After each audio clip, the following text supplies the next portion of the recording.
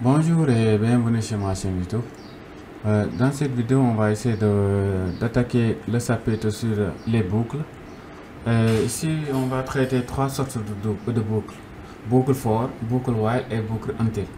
Voilà, sans plus tarder, on va attaquer directement. Là, on va commencer par la boucle for. Maintenant, pour la boucle for, c'est comme avec Python. On va juste à l'intérieur ici, on va initialiser i. Par exemple, disons si on va afficher les valeurs de IA de 1 à 5 ou bien 1 à 10, peu importe. Maintenant, on va initialiser à 1 et on va dire tant que, par exemple, i est inférieur ou égal à 10, on va afficher et on va incrémenter la valeur de i. Là, il faut faire do, point virgule do. Là, on va faire echo, disons $i. Voilà, et on va faire done pour terminer. Voilà, là c'est la première méthode pour utiliser la boucle for. Là, si je fais bash for.sh, voilà, il affiche les valeurs de 1 à 10. Là, c'est la première méthode. La deuxième méthode consiste, par exemple, à utiliser la boucle for comme suite. Par exemple, i, in, comme Python. Au lieu d'utiliser runs, on va utiliser les accolades. Par exemple, de 1 à, disons de 1 à 10. On le fait comme ça, puis on ferme les accolades comme ça. Voilà. Maintenant là, on va faire done, comme l'autre. Do, ensuite echo $i, et on va faire done. Voilà. Là, c'est une méthode que vous pouvez utiliser pour afficher les valeurs de 1 à 10. Voilà ces deux méthodes-là que vous pouvez avoir avec boucle. Maintenant, pour le reste, je vais vous laisser faire des exercices. Bon, ou bien je vous donne disons, je vais afficher la table de multiplication d'un nombre saisi par un utilisateur. Disons, je vais faire echo, excusez-moi, et echo, présent, saisir un entier. Voilà. Maintenant là, je vais faire entier ou bien a, read a, par exemple, read a, comme ça l'utilisateur va saisir. Maintenant ici, qu'est-ce qu'on va dire? On va afficher echo, je vais faire sous entre-côtes, comme ça. Voilà, je vais dire $a, n'est-ce pas, multiplié par, représenté par x, est égal à, là je vais faire $, parenthèse, je vais faire la parenthèse là. Je pouvais aussi déclarer une variable intermédiaire, hein, mais là, je pense que vous êtes des pros, donc pas besoin. Je vais faire $a fois $b. Voilà. Là, il va afficher la table de multiplication de l'entier donné par rapport à $a fois $i. Voilà. Maintenant, je compile. Je compile. Je vais faire 4. Voilà, la table de multiplication par 4 qui est automatiquement générée. Voilà, ça c'est avec la boucle for. Maintenant, avec la boucle while. Nano. Disons, ouais, bon, je nettoie d'abord. Disons, nano while.sh. Voilà. Maintenant, on va initialiser i. On va afficher i à partir de 0. Maintenant, tant que, n'est-ce pas, tant que i, je vais faire deux parenthèses. Voilà, avec les parenthèses, pas besoin de mettre espace. Hein. Maintenant, tant que $i, il faut mettre $, et disons inférieur ou égal à 10, n'est-ce pas? Là, on va faire dem, on va faire echo $i. Voilà. Maintenant, à ce niveau, on va faire done pour fermer. Là, je fais CTRL X. Là, ce sera plutôt while. Là, il dit. Ah, ok. J'ai utilisé dem ici. excusez-moi, là c'est do, parce que dem c'est pour les conditions, excusez-moi. Voilà, je compile. Voilà, là j'ai pas voilà, c'est pas incrémenté à ce niveau là. Maintenant pour incrémenter, on va juste venir à la ligne ici. On va faire par exemple là,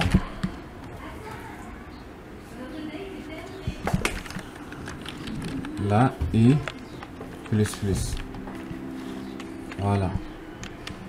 Maintenant si je compile, voilà, il affiche les valeurs de 1 à 10. Je pouvais aussi utiliser les crochets. Par exemple, je pouvais utiliser les crochets ici, dans ce cas, et en même temps, comment on les appelle, les caractères. Disons, si je fais crochet là, voilà, ici on aura tant que, espace d'abord, tant que i, LE, inférieur ou égal à 10, espace, voilà. Là, dans ce cas, je vais compiler. Si je compile, voilà, j'aurai le même résultat que le précédent avec les parenthèses. Voilà, c'est un code qui est vraiment facile. Et pour terminer, on va finir avec la boucle until. Until, c'est l'inverseur, c'est le contraire de la boucle while. Par exemple, le while ici, tout à l'heure, pour afficher de 1 à 10, on avait utilisé le signe inférieur. Voilà, mais pour lui, on va utiliser supérieur ou strictement supérieur. Par exemple, là, ce sera strictement supérieur. Je vais créer un autre dossier d'abord. Par exemple, là, j'enregistre pas. Je vais faire nano until. On l'écrit comme ça. Point sh. L'extension est important, comme j'ai l'habitude de le dire. Voilà. Maintenant ici, on initialise le i. Ensuite, on va dire until. Je peux utiliser les crochets comme je peux utiliser l'autre. Je vais utiliser ici les crochets. Et là, je vais faire $i. Maintenant, strictement supérieur, gt, à combien? Par exemple, disons à 10. Voilà, je fais crochet. Maintenant, do, je vais faire écho, $, disons i. Je vais faire done. Voilà. Si je compile, je fais bash until. Ah, j'ai oublié d'incrémenter à chaque fois. Voilà, là je vais incrémenter ici.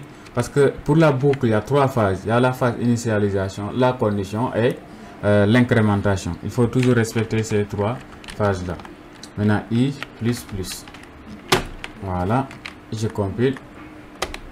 Voilà, j'ai affiché les deux. Je peux utiliser aussi les parenthèses. Disons là. Là, pour i, je vais faire parenthèse ici. Là, je peux aussi utiliser strictement supérieur. Voilà, parce que là-bas, si vous remarquez bien, j'avais fait inférieur ou égal. Comme ça, par exemple, le while, si je ne me trompe pas. Là, j'avais fait while, comme ça. N'est-ce pas? Je vais faire la comparaison ici, comme ça vous allez voir. Vous avez vu, avec while, c'est comme ça qu'on a fait pour afficher le résultat. Maintenant, pour until, non seulement quand c'est until, quand c'est supérieur ou égal, until, voilà. Maintenant, quand c'est supérieur ou égal, inférieur ou égal, until utilise directement strictement supérieur. Là, je compile. Voilà, vous allez voir, on a le même résultat. Voilà, je viens de le compiler et on a le même résultat. Voilà, on pouvait aussi afficher la table de multiplication ou bien quelque chose de beaucoup plus complexe si on veut, voilà, pour utiliser. Voilà, par exemple, disons, je vais faire la table, ou bien les nombres pairs, disons, voilà, pour combiner la condition et la boucle. Disons, ici, je ne vais pas afficher tout simplement les valeurs de 1 à 10, mais je vais d'abord vérifier est-ce que le nombre, par exemple, $i, n'est-ce pas, pourcentage pour dire le reste de la division par 2 est égal à 0. Maintenant, si c'est le cas, Maintenant, dem, parce que c'est une condition, on va afficher, n'est-ce pas, i. Là, dans ce cas-là, qu'est-ce qu'il affiche? Il va afficher juste les valeurs qui sont paires. Maintenant, on va faire fin si ici. Voilà, c'est comme ça qu'il faut le fermer. Je fais CTRL S. Voilà, si je compile, là, c'est 2 égales. Voilà, égal quoi, pour vérifier. Voilà, je compile. Là, qu'est-ce qu'il m'a dit encore? De la i. Voilà, je compile à nouveau. Là, il dit syntaxe. Ah oui, j'ai oublié de fermer à ce niveau-là. Là, je fais ça. Ensuite, je vais fermer. Je fais CTRL X. Oui, je relance. Voilà, il a affiché juste les nombres qui sont pairs à ce niveau-là. Maintenant, si je voulais afficher les nombres qui sont impairs, voilà. Maintenant là, qu'est-ce que je pouvais faire? Je vais utiliser cette fois-ci les crochets comme ça. Voilà, les crochets comme ça. Ensuite, je vais utiliser juste négation ici pour dire qu'il est différent. Je peux utiliser celui-là, comme je pouvais faire aussi ici. Là, je pense que c'est beaucoup plus simple. Par exemple, dire ici au lieu de égal, point d'interrogation égal. Voilà, CTRL S, j'enregistre. Voilà, c'est les nombres qui sont impairs qui seront affichés. Voilà, je pense qu'on a fait le tour. Peut-être faire un dernier exemple avec for en utilisant la boucle for par exemple. Voilà. Disons ici, j'avais fait ça. Maintenant, si je voulais afficher par exemple, d'abord vérifier est-ce que le nombre est supérieur à ou bien voilà, je vais faire la même chose que l'autre, c'est-à-dire on vérifie est-ce que $i pourcentage 2 égal à 0 pour afficher les nombres pairs. Dem, voilà, on va faire echo $i. Voilà, là fin. On n'incrémente pas parce que l'incrémentation a été effectuée, tout a été effectué à ce niveau-là. J'enregistre. Là, il y a quelque chose que je dois enlever. C'est parti. Ah non, c'est bon. Non. Là, il y a cette partie-là que j'ai plus besoin. Donc, je le supprime.